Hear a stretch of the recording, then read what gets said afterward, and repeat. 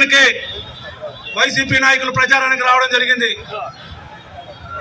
MP అభ్యర్థి విజయసాయి రెడ్డి గారు, అలాగే ప్రసన్న కుమార్ రెడ్డి గారు.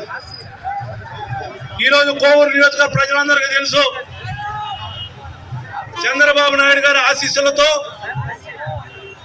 ఈరోజు వేమిరెడ్డి ప్రశాంత్ రెడ్డి గారు కోవూరు నియోజకవర్గానికి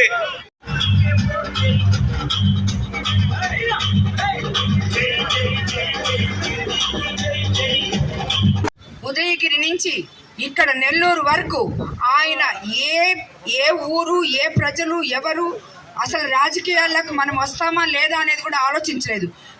కులమతాలకు అతీతంగా, పార్టీలకు అతీతంగా ఇప్పటి వరకు సేవ చేశారు. కాబట్టి ఈ అవినీతి పరులకి ఆయన గురించి మాట్లాడే అర్హతే లేదు.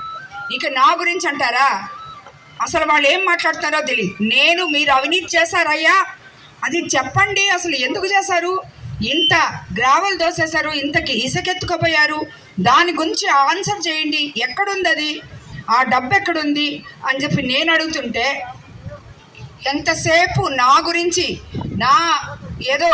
ఏదో నిన్న కూడా ఏదో మాట్లాడాడు.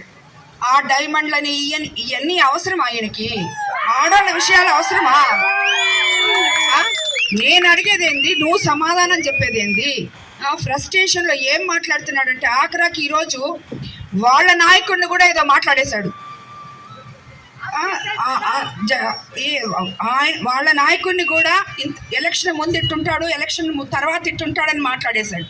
కాబట్టి నేను చెప్తున్నాను, రాజకీయ నాయకులుగా మీరు అయిపోయింది, ఇంకా 4 రోజులు ఉంది ఎలక్షను. మీ పని మీరు చేసుకోండి. 6 సార్లు ఎమ్మెల్యేగా గెలిచారు. మీరేమైనా చేస్తుంటే ప్రజలకి, కనీసం ఈ రాజపాలెంలో ఇంత చుట్టుపక్కల గ్రావెలు, అన్ని ఇసుక, మొత్తం ఏమేమి ఉన్నాయో అన్నీ ఎత్తేసారు. కనీసం ఈ రాజపాలెంలో శ్మశానం ఉందా సరిగ్గా అని అది కూడా చూసుకోలేకపోయారు కనీసం.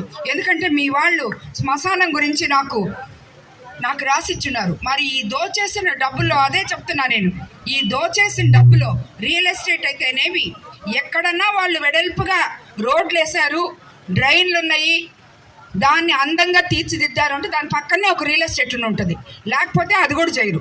విలేజెస్లోకి కొన్ని గ్రామాల్లోకి వాళ్ళు అడుగుపెట్టిన పాపాలు పోలేదు.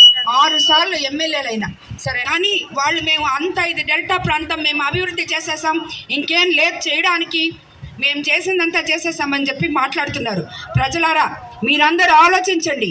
మీరు ఈ 5 ఏళ్లలో ఏం పొందారు, ఏం అభివృద్ధి పొందారు, ఎమ్మెల్యే మీకు ఏం చేశాడు అని ఆలోచించి మరి మీ ఓటు హక్కును మిమ్మల్ని వినియోగించమని నేను చెప్తున్నాను. ఎందుకంటే నేను ఇప్పుడు వచ్చాను, గత 35 రోజుల నుంచి నేను రాజకీయాల్లోకి వచ్చాను. నాకు కెపాసిటీ ఉంది. ఎమ్మెల్యేగా అయితే ఈ కోవూరు ప్రజలకి ఏం చేస్తానో అని చెప్పి నేను చెప్పగలుగుతున్నాను. అవినీతి రహిత కోవూరుని మీకు అందిస్తానంటే దానికి కూడా ప్రతిపక్ష నాయకులు అదెట్టు అందిస్తారు, అవినీతి వాళ్ళు చేస్తున్నారు, వీళ్ళు చేస్తున్నారు, అవినీతి లేకుండా ఎట్ట చేస్తో చూద్దాం అంటున్నారు. ఎట్ట చేస్తానో చేసి చూపిస్తానని వాళ్ళందరికీ మాటిస్తున్నాను.